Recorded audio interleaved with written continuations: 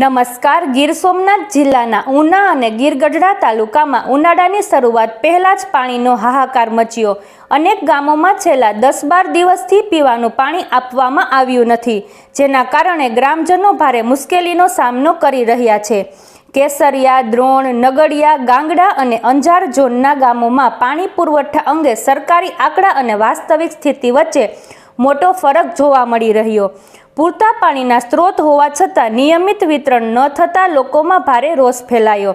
પરિસ્થિતિ એટલી ગંભીર બની ગઈ છે કે અનેક ગામોના લોકો હવે વેચાતું પાણી ખરીદવા મજબૂર બન્યા. બીજી તરફ અનેક હેન્ડપંપો બગડેલા હાલતમાં હોવા છતાં તેની સમયસર મરામત કરવામાં આવી નથી. આ સમગ્ર મુદ્દે સ્થાનિકોમાં ઉગ્ર અસંતોષ જોવા મળી રહ્યો અને તંત્ર સામે અનેક પ્રશ્નો ઊભા થયા. ગ્રામજનો દ્વારા તાત્કાલિક અને નિયમિત પાણી પુરવઠાની માંગ ઉઠાવવામાં આવી. વધુ સમાચાર માટે જોડાયેલા રહો આરપી ગુજરાત ન્યૂઝ, રાજકોટ. ઉનાળાની હજી શરૂઆત થઈ છે અને ઉનાળાની શરૂઆતમાં જ પહેલા જ ફેઝમાં કે પહેલા જ તબક્કાની અંદર ગ્રામ્ય વિસ્તારમાં પીવાના પાણીની ગંભીર સમસ્યાઓ ઊભી થઈ છે. ઉના તાલુકા અને ગીરગઢડા તાલુકાની અંદર કુલ 5 ઝોનની અંદર પાણીનું વિતરણ કરવામાં આવે છે. એમાં Bedia zone, Dron zone, Nagadiya zone, Gangda zone અને અંજાર ઝોનમાં. બેડિયા ઝોનમાં 2011ની વસ્તી પ્રમાણે 25 ગામોનો સમાવેશ થયો છે. એમાં 5.93 MLDની જરૂરિયાત છે. દ્રોણ ઝોનમાં 31 ગામોની અંદર 1.93 MLDની ડિમાન્ડ છે. નગડિયા ઝોનમાં 34 ગામમાં 1.65 MLD, ગાંગડા ઝોનમાં 20 ગામોનો સમાવેશ થાય છે, તેમાં 3.96 MLD અને અંજાર ઝોનમાં 14 ગામોનો સમાવેશ થાય છે, 3.01 MLD. એટલે કુલ રિક્વાયરમેન્ટ જે છે એ 16.48 MLDની જરૂરિયાત છે. એની સામે 124 ગામો છે. પાણી પુરવઠા બોર્ડ જે સોર્સમાંથી જે પાણી મેળવે છે એમાં નર્મદા મહીમાં કેસરિયા, નર્મદા મહીમાંથી ઉના અને રાવળ ડેમ અને મસુંદરી ડેમ, એ જે પાણી જે સ્ત્રોત મેળવે છે એને કુલ સંખ્યા થાય છે 21 MLD અને 21 MLD જે પાણીનો સ્ત્રોત મેળવે છે પાણી પુરવઠો બોર્ડ, એમાંથી 4.05 MLD પાણી દીવને આપવામાં આવે છે. હવે દીવ એમાંથી બાદ કરતા બાકી વધે છે, પાછળ વધે છે 16.95. હવે પાણી કે પુરવઠાના જે આંકડાઓ છે એ પણ કે આંકડાઓ અને 2011ની વસ્તી મુજબ પર વ્યક્તિએ 70 લીટર પાણી ગ્રામ્ય વિસ્તારમાં આપવાનું હોય છે પર ડે. હવે એને બદલે અત્યારે પાણીની સંખ્યા રેકર્ડ ઉપર ચકાસતા પૂરતા પ્રમાણમાં પાણી છે, પૂરતા પ્રમાણમાં જથ્થો છે અને પાણી પુરવઠા બોર્ડના કહેવા પ્રમાણે કે અમે સપ્લાય કરીએ છીએ. હવે ગ્રામ્ય વિસ્તારમાંથી જે રજૂઆત આવે છે, દાખલા તરીકે મોટા ડેસર ગામના સરપંચ છે ભાઈ પ્રતિનિધિ ભરતભાઈ, તો મોટા ડેસર ગામની અંદર જ 7 દિવસે પાણી થાય છે. જે ગામમાં મારું પોતાનું ગામ છે એ દુધાળા ગામની અંદર 7 દિવસે અને 8 દિવસે પાણી આવે છે. એટલે 2 મહિનાથી 7 દિવસે અને 8 દિવસે પાણી આવે છે. તો મારા ગામની 2000ની વસ્તી છે તો 1,40,000 પર 70 એક વ્યક્તિએ 70 લીટર લીધે 1,40,000 લીટર પાણી પર ડે જરૂરિયાત પડે છે. તો એ પાણી તો અમારા ગામે પૂરતું પાણી આવતું જ નથી. આ જ પરિસ્થિતિ દુધાવાની નથી, બાકીના તમામ ગામોમાં જૂથ યોજનામાં સમાવેશ થયેલા તમામ ગામોની આ પરિસ્થિતિ છે. અને પાણી પુરવઠા બોર્ડ અને જે કામ પાણી વિતરણની જવાબદારી જે એજન્સીને સોંપવામાં આવી છે એ સરપંચો પાસેથી કોરા પોલામાં લઈ, સરપંચોને વિશ્વાસમાં લઈ, સરપંચો વિશ્વાસ મૂકીને સહયોગ કરી દીધી છે અને બતાવે છે કે 31 દિવસ ગ્રામ્ય વિસ્તારની પાણી આપવામાં આવે છે. હું આપની ચેનલના માધ્યમ દ્વારા આ તાલુકાના તમામ પછી કોઈ પણ પક્ષના સરપંચો હોય, જે વિચારધારા સાથે જોડાયેલા સરપંચો હોય, એ સરપંચોએ ગંભીરતાપૂર્વક પોતાની ફરજ બજા કરવી જોઈએ કે તમારી પાસે કે તમારા ગામમાં પાણી આવતું નથી અને છતાં પણ તમે સરપંચ તરીકે સહી સિક્કા કરીને કે 30 અમારા ગામમાં પાણી મળે છે આખો મહિનો, આ વાત બરાબર નથી. એટલે સરપંચો પણ ગંભીરતાપૂર્વક એના ગામે જેટલા દિવસ પાણી પુરવઠા બોર્ડ તરફથી પાણી વિતરણ એજન્સી મારફત કરવામાં આવ્યું હોય એટલા દિવસની જ સહી કરે. બાકીના દિવસે પાણી ન મળ્યું હોય તો સહીઓ કરવી જોઈએ નહીં. મારા દુધાળા ગામના નાના ભાઈના સરપંચ, નાના ભાઈના ઘરેથી સરપંચ છે, એમણે પણ નાના ભાઈને છેતરીને એમની સાથે અલગ અલગ વાત કરીને નહીં અમે 3 દિવસે 4 દિવસે તમને પાણી પહોંચાડશું અને નાના ભાઈએ વિશ્વાસમાં આવીને એમના પત્ની દ્વારા સરપંચ દ્વારા સહી કરી દેવામાં આવી છે. આ જે છે આ પ્રકારની પરિસ્થિતિ આવે છે. એટલે આની ગંભીરતાથી નોંધ લઈ અને આજે અમે કોંગ્રેસ, તાલુકા કોંગ્રેસ ગીરગઢડા, તાલુકા કોંગ્રેસ ઉના, શહેર સમિતિ દ્વારા આજે આગેવાનો દ્વારા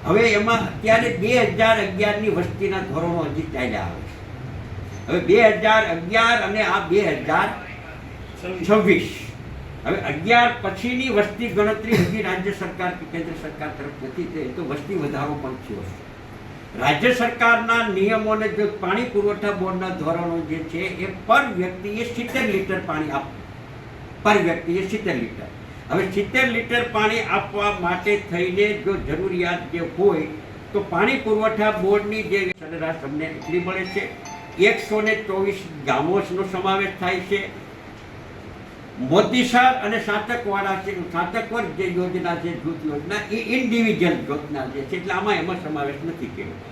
તો હવે જે ડિમાન્ડ છે વસ્તીના ધોરણ પ્રમાણે, ક્યારની વસ્તી 2011ની વસ્તીના ધોરણ પ્રમાણે જે તે ગામની જરૂરિયાત જે છે એમાં બેરિયા ઝોનમાં 25 ગામ આવે છે અને ગેરમાર્ગે દોરનારા છે. આ વાત સાચી નથી. રેકોર્ડ છે એ સાચું નથી. સાચું એ છે કે હું સાચો 7 દિવસ કરતા વહેલું પાણી કોઈ ગામમાં મળતું નથી.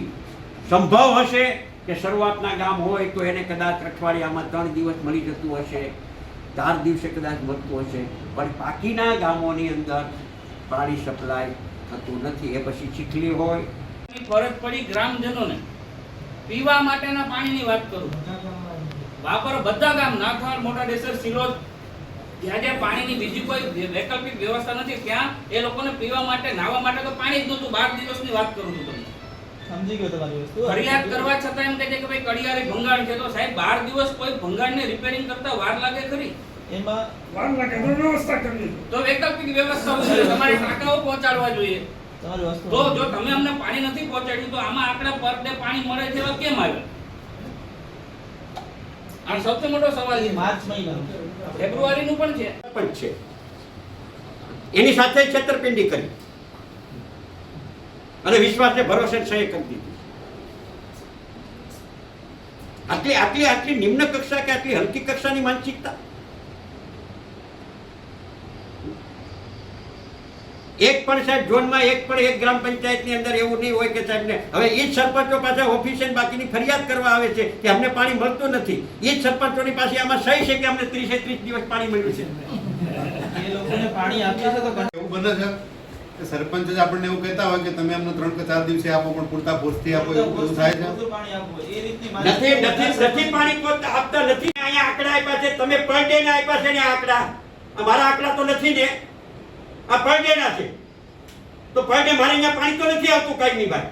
વાસ્તવિક સ્થિતિ દર્શાવી. તમે 70 લીટર પ્રમાણે ભલે અઠવાડિયા તો અઠવાડિયે તમે પાણી આપો તો અઠવાડિયાની અંદર પર ડે 70 લીટર કે મારા ગામની વસ્તી 2000 ની છે તો 7 દુને 14 કેટલા લીટર થાય એક દિવસનું? કેટલા લીટર થાય? 1,40,000. તો 8 દિવસનું કેટલા લીટર મળવું જોઈએ? તો મારે અહીંયા 2 સબ છે. કેટલી કેપેસિટી છે? આ બધું રિયાલિટી છે. તમને અમે ટેકનિકલ રીતે જોવા જઈએ તો તરત જ કોમન સેન્સથી આપણને ખબર પડી જાય કે આ અવાસ્તવિક છે આંકડા. ના હવે એમ કે ઉના તાલુકામાં કોઈ પીવાના પાણીની તંગી છે જ નહીં. આ કાગળ સાબિત કરે. તમને તો કાલ આપે, તમને આ રેકર્ડ સાબિત કરી દે એટલે તમે તો આના ઉપર જ હાલવાના ને. તમારી પાસે કોઈ ફરિયાદ ના આવે તો તમે તો અંદર ક્યાં ઉતરવાના છો? અને એનાથી આગળ વધીને નાલાયકી જે છે આ મૂર્ખ લોકો એ જે છે આ વિશ્વાસની સરપંચને આ કેવી સરપંચ મોરામાં સહીઓ કરાવી ન કરવી જોઈએ. શું અમે ભૂલ છે સાહેબ, ભૂલ છે. આ સહીઓ કોરામાં સરપંચ ગ્રામ પંચાયતોએ સહી કરી દીધી છે. કોને કોન્ટેક્ટ કરવી? એજન્સી વાળા. એવું ફોરમ બોલ આવે છે. આ ના કરવું જોઈએ. આમાં તમારો વહીવટી દોષ નથી. જો અમને તો એવું જ હોય મળ્યું હોય. હું શું કહું છું, હું સ્વીકારું છું. મારા ભાઈના પત્ની છે એ સરપંચ છે દુધાળાના. એમણે કરી દીધી, એમણે સહી કરી દીધી છે. 31 પણ એની હારે ગઈકાલે વાત કરી છે તો કે એ કીધું કે અમને તમને રેગ્યુલર પાણી ન થયું. આપણા આ તો કોણ જવાબદાર તો? આ એજન્સી જે છે એજન્સી છે સરકારના પૈસાનું પાણીનું જે રીતે છેતરપિંડી કરીને કરવામાં આવે છે. મેં તમારી પાસે ગઈકાલે લિસ્ટ મેળવ્યું છે. એના કેટલા કર્મચારીઓ રોક્યા છે, એના નામ સરનામે મોબાઈલ નંબર આપો, ક્યાં કામ કરે છે, કયા ગામ ઈ સંભાળે છે, અને પૈસા પેમેન્ટ ચૂકવતા પહેલા પાણી મળે છે કે નથી મળે, પૂરતું પાણી આપ્યા પછી પેમેન્ટ ચૂકવો. દર મહિને પેમેન્ટ તો તમે સહી કરી દો છો તરત. એની બીજી પરિસ્થિતિમાં મારે નથી ઉતરવું. બીજી સાહેબ,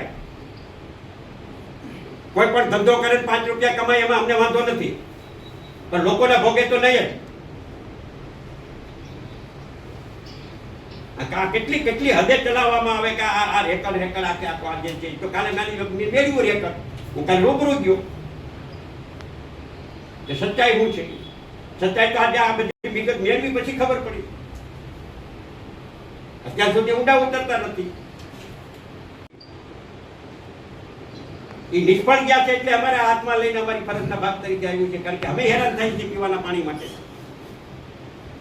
નકર તો જેને જેમ કૂટાવ હોય ભલે જ કૂટાય.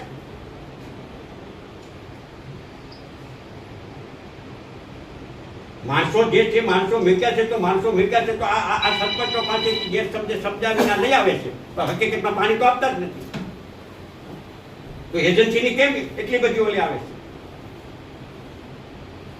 મારી લેખિતમાં આજે અમે લેખિતમાં તમને મોકલીએ છીએ અને આજે મૌખિક ખાતે તમને રૂબરૂ આવેદન પત્ર આપીને ઓલું કરીએ છીએ. સંપૂર્ણપણે નિષ્ફળ ગઈ છે એજન્સી. ખોટી સહીઓ લઈ લીધી છે. બ્લેમ કરો. કાલ મોટે ભાગે જરૂર પડે તો સરપંચો પાસે એફિડેવિટ કરાવશું. છેતરપિંડી કરીને સહી લીધી. હા, કે અમારી પાસે આ પ્રકારનું કરીને સહીઓ લઈ ગયા છે કે આપે છે. આજ ચોમાસામાં અત્યારે બાજુ કે કોંગ્રેસ પ્રમુખ એમ કે મારા ગામમાં ચોમાસામાં પૂરતું પાણી નથી આવ્યું, તો ચોમાસામાં તો વરસાદ વરસતો હતો. તો એ જૂઠું બોલે છે અહીંયા. અને રજૂઆત કરતા જૂઠા સાબિત કરવાની વાત આવે તો એ પણ બરાબર નહીં. હકીકત હોય એ સ્વીકારી લેવી પડે.